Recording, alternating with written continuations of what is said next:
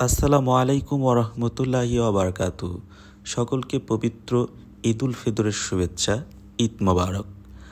ঈদের দিন সকালে ঘুম থেকে উঠে গোসল করে খুব দ্রুতই পাঞ্জাবি পরে জায়নামাজ হাতে নিয়ে ঈদগাহ ময়দানে রওনা দিয়ে দিলাম। রাস্তায় যেতে যেতে প্রচণ্ড ভিড়, সবাই ছুটে চলছে ঈদগাহ ময়দানে। গন্তব্য একটাই, তাড়াতাড়ি যেয়ে ঈদের নামাজ পড়তে হবে।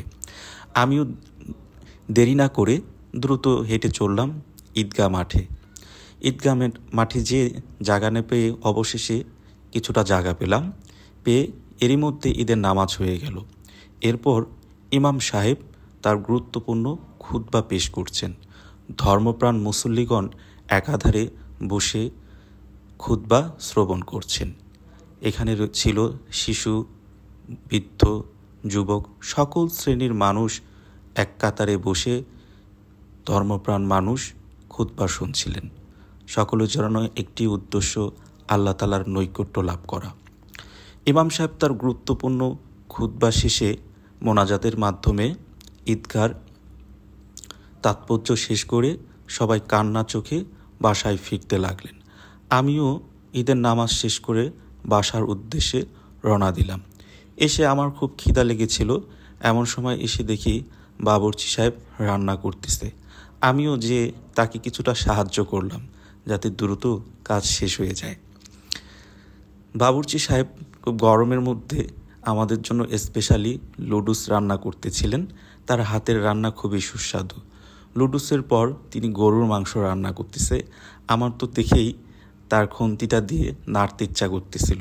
তারপর আমি সেই খুন্তিটা নিয়ে কিছুক্ষণ নাড়লাম। মনে হচ্ছে যেন আমি বাসায় তরকারি রান্না করতেছিলাম আমার আম্মুর সাথে বসে।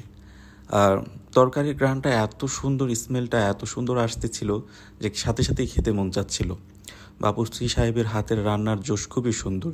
তিনি অনেক দক্ষতার সাথে প্রতিটি আইটেম রান্না করতে পারেন। তো তার খাবারের দেখেই বোঝা যাচ্ছে যে কী অবস্থা। অবশেষে আমরা তার রান্না শেষ করে, খাওয়া দাওয়া শেষ করে বাসায় চলে আসলাম। এখন আমি আমার বাসার ছাদটাতে কিছুটা সময় কাটানোর জন্য উঠলাম। এই ছাদে আমি প্রায় সময় আমার অবসর সময়টা আমি এখানে কাটাই। এখানে উঠলে আমার আশেপাশের ভিউটা খুব সুন্দর লাগে। চারিদিকটা এত সুন্দর লাগে যেন গোটা এলাকাটাকে খুব সুন্দরভাবে দেখা যায়। চতুর্দিক থেকে বাতাস, নিরিবিল পরিবেশ। এখানে কিছুক্ষণ সময় কাটানোর পর চিন্তা করলাম যে কোথায় একটু হাঁটতে যাই। গন্তব্য একটাই, সাভার স্মৃতিসৌধে যাব। ঈদের দিন আসলে কোনো গাড়ি ঘোড়া পাওয়া যায় না, তাই কিছুটা সময় আমি হাঁটতে লাগলাম। হাঁটতে রাস্তার মোড়ে এসে গাড়ির জন্য অপেক্ষা করতেছিলাম। অবশেষে একটি বাস পেলাম। বাসে করে গন্তব্য পৌঁছানোর চেষ্টা করছি। সাভার সিটি সেন্টার থেকে বাসটি ছাড়লো এবং এখান থেকে যেতে আমরা জাহাঙ্গীরনগর ভার্সিটি অতিক্রম করলাম। আসলে ঈদের দিন রাস্তাঘাট ফাঁকা থাকে, তাই রাস্তাঘাটের জ্যাম না থাকায় অসাধারণ এক সৌন্দর্য দেখা যায়। ঘরছোটা মানুষ ঢাকা শহর ছেড়ে চলে গিয়েছে গ্রামে আপনজনদের সাথে ঈদ করার জন্য। তাই গোটা ঢাকা শহর এখন বর্তমানে শূন্য, জনমানব শূন্য। ড্রাইভার সাহেব রাস্তা ফাঁকা পেয়ে দ্রুত গতিতে গাড়ি নিয়ে ছুটে চলছেন। মনে হচ্ছে যেন বাস ঢাকার কোচের মতন গাড়ি চালাচ্ছেন। খুব দ্রুত স্পিডে এত সুন্দর করে যাচ্ছিল, খুবই সুন্দর লাগতেছিল চারপাশের রাস্তাঘাট দেখতে। এবং এই সাধারণত রাস্তাঘাটে এরকম দৃশ্য, ফাঁকা রাস্তা দেখা যায় না। আমরা অল্প সময়ের মধ্যে সাভার সেনা কমপ্লেক্সের কাছাকাছি চলে আসলাম। এই কমপ্লেক্সের পরে আমাদের হচ্ছে নবীনগর স্ট্যান্ড। এখানে হাজারো মানুষ তাদের প্রয়োজনীয় কেনাকাটা করে থাকেন এবং আমি রাস্তার ঈদের দিনই অসংখ্য মানুষজনকে দেখতে পেলাম। আসলে মানুষজন সারাদিন কাজ করার পর ঈদের দিনটা আসলে একটা দিন ছুটিতে তারা প্রিয়জনদের সাথে বিভিন্ন স্থানে ভ্রমণের জন্য বেরিয়ে পড়েছে। ঢাকাবাসীর কাছে স্থানীয় পর্যটন কেন্দ্র না থাকায় যার আশেপাশে যে স্থানগুলোতে রয়েছে তারা সেখানে যেয়ে থাকেন। স্মৃতিসৌধের গেট দিয়ে প্রবেশ করেই দেখি অসংখ্য মানুষ। আসলে আমি চিন্তাও করতে পারিনি যে এত মানুষ হতে পারে। আসছিলাম বিকালবেলা একটু সময়টা কাটানোর জন্য, ভিতরে ঢুকেই দেখি যে এত মানুষের গ্যাঞ্জাম।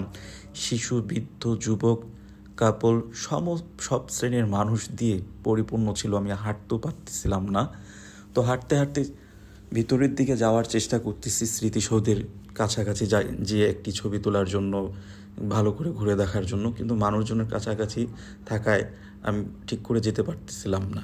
তো আমি যে কিছুটা সময় এখানে স্মৃতিসৌধের সামনে একটু ছবি তুললাম, বসলাম। এই দিক দিয়ে সন্ধ্যা হয়ে যাচ্ছিল, যেই জন্য আসলে সবাইকে বের করে দিচ্ছিল, তো এই জন্য সব মানুষই চলে যাচ্ছিল। আমরা এখানে কিছুক্ষণ সময় বসার পর একটু হাঁটাহাঁটি করতেছি, সন্ধ্যা হয়ে গেছে, বাসায় ফিরতে হবে। তো এদিক দিয়ে মসজিদ খুঁজতেছিলাম আসলে নামাজ পড়ার জন্য, কারণ সন্ধ্যার ওয়াক্ত হয়ে